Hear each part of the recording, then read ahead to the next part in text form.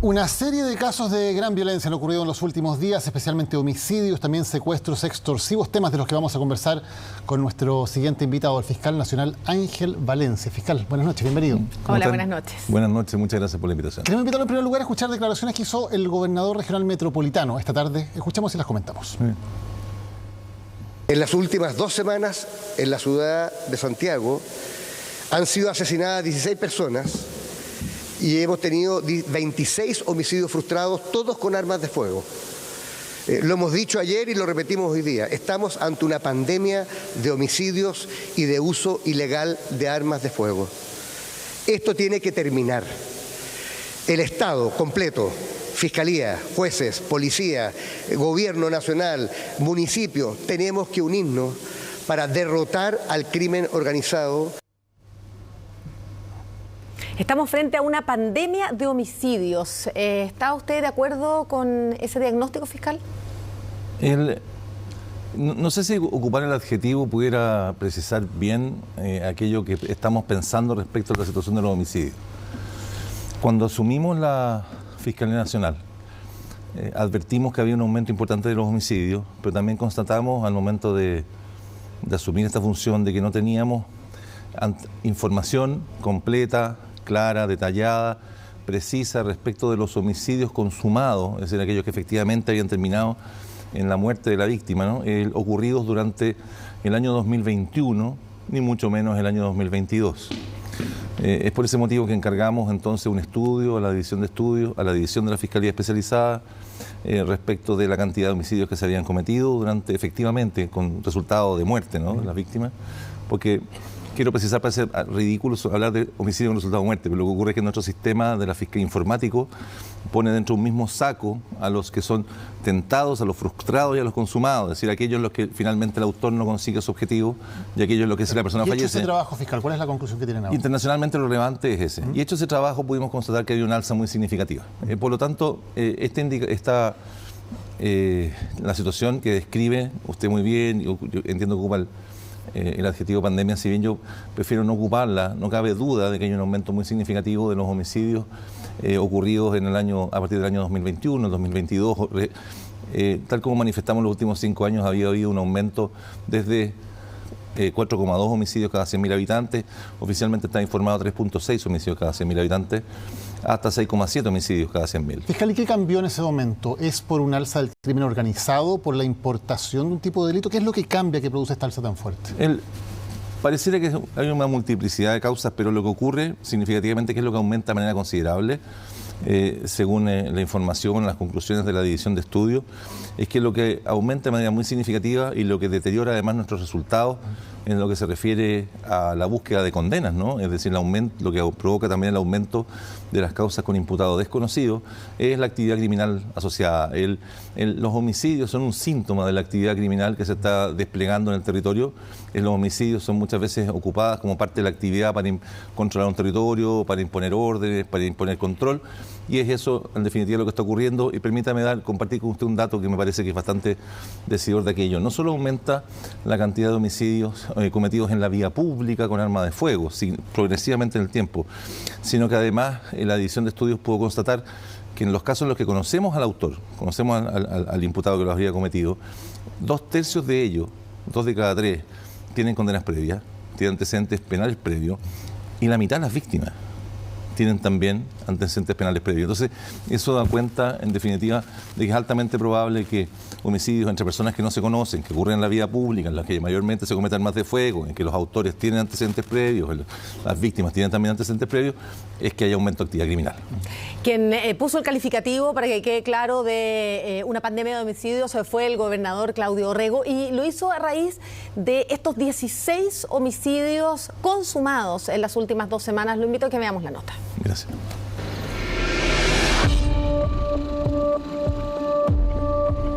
Se está investigando la hipótesis de un robo con homicidio. Trata de repeler esta acción, le causó la muerte. Entraron 5 individuos a una parcela y asesinaron al cuidador de esta parcela.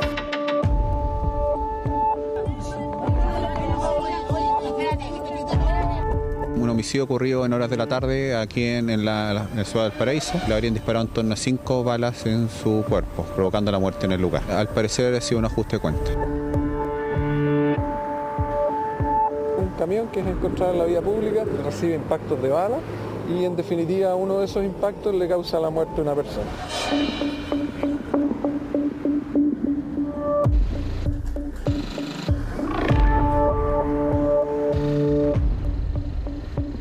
Tres muertes atribuibles a terceros, 3 homicidios, los 3 en 12 horas dentro de la región metropolitana y Valparaíso. El primero durante la tarde de este lunes en la comuna de La Florida, donde luego de intentar frustrar el robo, un cuidador de 82 años de una parcela fue asesinado. Un señor que llevaba años acá en este lugar y bueno, él se enfrentó lamentablemente a estos personajes, estos delincuentes, con una herida en el pecho y ya estaba casi agonizando. Los sujetos huyeron en dirección desconocida, pero habrían sido captados por las cámaras de seguridad de la zona. Pero solo fue el primero, ya que casi en paralelo otro homicidio se registró en Valparaíso. Donde sujetos por ahora desconocidos, que estamos esclareciendo su identidad, le habrían disparado en torno a 5 balas en su cuerpo, provocando la muerte en el lugar. La víctima contaba con antecedentes penales y la dinámica del homicidio dio pie a la teoría del ajuste de cuentas. Pero ojo, otra persona bajo el mismo motivo habría sido asesinada en Lampa, a bordo de un camión.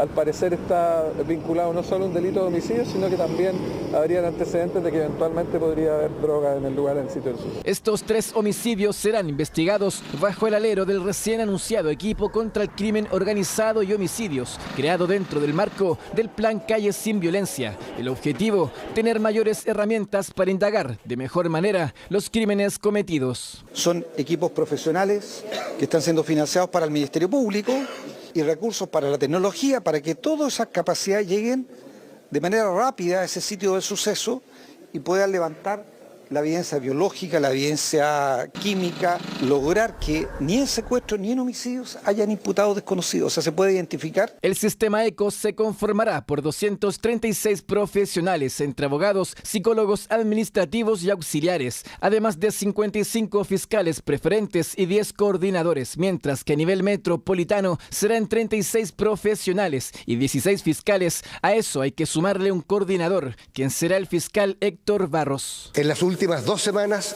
en la ciudad de Santiago, han sido asesinadas 16 personas y hemos tenido 26 homicidios frustrados, todos con armas de fuego. Lo hemos dicho ayer y lo repetimos hoy día. Estamos ante una pandemia de homicidios. Fenómeno que se busca combatir con este nuevo equipo especializado, el que asegura agilizaría las primeras diligencias para investigar todo tipo de secuestros, violaciones y homicidios como estos últimos 3, donde aún no hay detenidos. Además del aumento preocupante de los homicidios a los que usted hacía referencia, hay un tipo de delito que en los últimos días nos ha tenido muy concentrados y que tiene muy preocupada a la ciudadanía, que tiene que ver con los secuestros extorsivos y específicamente a personas, a víctimas que parecieran no tener relación con el mundo delictual, un empresario, un padre de familia, alguien que no tenía relación con el crimen organizado. ¿Existe en Chile una industria del secuestro incipiente? Es lo que queremos evitar. El informe de la División de Estudios de la Fiscalía Nacional sobre los secuestros precisamente indica que entre el año 2021 y el año 2022 tuvimos un aumento muy significativo de los secuestros en general. De haber tenido el año 2021 menos de 500 secuestros, que era más o menos una cifra que se mantenía estable en los años anteriores. Pasamos en el año 2022 a tener más de 800. Ahora, quisiera también detallar que no todos esos secuestros son secuestros extorsivos. Son 800 causas abiertas por secuestro, algunas de ellas son secuestros que se producen en el contexto de la familia o en el contexto de una relación doméstica, pero el 16% de esos secuestros son secuestros propiamente extorsivos. Que se pide recompensa de plata. Así es, así es. Y lo que nos ha ocurrido en el último tiempo precisamente es la señal de alarma del incidente de Rancagua, es que tal como nos había también ocurrido en otros casos, había indicios en otros casos previos, el nivel de sofisticación, de preparación, los métodos empleados son métodos que muestran una logística y una preparación distinta a la que habíamos tenido que enfrentar antes. Fiscal, y cuando hay una denuncia de un caso como esto, de un secuestro extorsivo en que se pide un rescate, ¿hay personas especializadas para tomar ese caso para llevar adelante la negociación, para saber cómo enfrentarlo, o eso no lo tenemos? Sí, las hay. Las policías tienen equipos especializados, los fiscales también, hay fiscales que han recibido formación en el punto, pero es que el tema es que son una forma de comisión con la que no estábamos acostumbrados a lidiar. Ese es el punto. Usted puede recibir entrenamiento para enfrentar una enfermedad, como hablábamos, o un incidente catastrófico de otra naturaleza, pero probablemente sus capacidades no van a ser las mismas si ese incidente no ocurre con frecuencia o no le toca verlo nunca a lo largo de su trayectoria profesional, que los de aquellas personas que lidian permanentemente con aquello. Entonces advertimos que efectivamente habíamos visto, los fiscales de flagrancia relataban que había mayor ocurrencia de incidentes de esta naturaleza, que teníamos delitos en los cuales los secuestros tenían mayor nivel de complejidad, pero a propósito del caso Rancagua, cuando tal como ustedes manifiestan son ciudadanos de a pie, son ciudadanos los que se ven envueltos en situaciones como esta, ya les había planteado que a propósito de los homicidios había muchas personas, había antecedentes de actividad criminal, no todos, pero el aumento estaba asociado principalmente con aquello. Dijimos, acá tenemos que tomar medidas. Y el hecho de que incluso fiscales hayan revelado más información de la que usted considera, por lo que lo escuché en otras entrevistas, prudente en este tipo de casos, ¿tiene que ver con esa falta de experiencia? Yo no he tratado de no hacer alusión a la información entregada por fiscales o a la información por otras autoridades. He tratado de insistir en que creo que no me corresponde de momento, y además insistir también en que... Pero más allá de lo que se entregó o no se entregó como información, usted como experto, entiendo que además se están haciendo asesorar por la Fiscalía de Colombia, ¿es conveniente hablar de los rescates, de los montos, de si se pagó o no se pagó? Lo importante es que al momento de que llevemos adelante una investigación de esta naturaleza, cuando podamos hacerlo, ¿no? Que las víctimas hayan denunciado, hayan confiado en la justicia, hayan recurrido a ella, hayan denunciado y nos hayan pedido que investiguemos, o por lo menos hayan comunicado lo que está ocurriendo. Nosotros actuamos con la mayor prudencia con el objeto de asegurar, proteger la vida de las víctimas, proteger la integridad familiar, la integridad también personal de esa familia, también asegurar la tranquilidad de ellos para lo sucesivo, para el futuro. Creo que a todos nos corresponde, como cuando ocurre con todos los casos nuevos, evaluar después nuestro comportamiento y ver cómo los adecuamos. Le quiero recordar un ejemplo simple. Cuando enfrentamos la pandemia del COVID, voy a recoger los ejemplos de la pandemia. Cuando enfrentamos la pandemia del COVID, circulaba profusamente un video en el cual un médico supuestamente muy reputado en un congreso serio advertía que era altamente peligroso usar mascarillas, decía, porque si uno tomaba la mascarilla, se llevaba las manos a la cara, y en el momento de llevarse la mano a la cara, inducía el miedo a contagio. Y mucho se debatió acerca de si era conveniente o no conveniente usar mascarilla. Hoy día el tema del uso de las mascarillas decantó bastante y no hay nadie que afirme aquello. Pero siempre el juicio, cuando uno está frente a un fenómeno nuevo con el que no estamos familiarizados, secuestros ha habido en la historia de Chile. El punto es que podemos estar advirtiendo, ¿no es cierto?, el intento de instalación de bandas que se dediquen a ello con mayor asiduidad.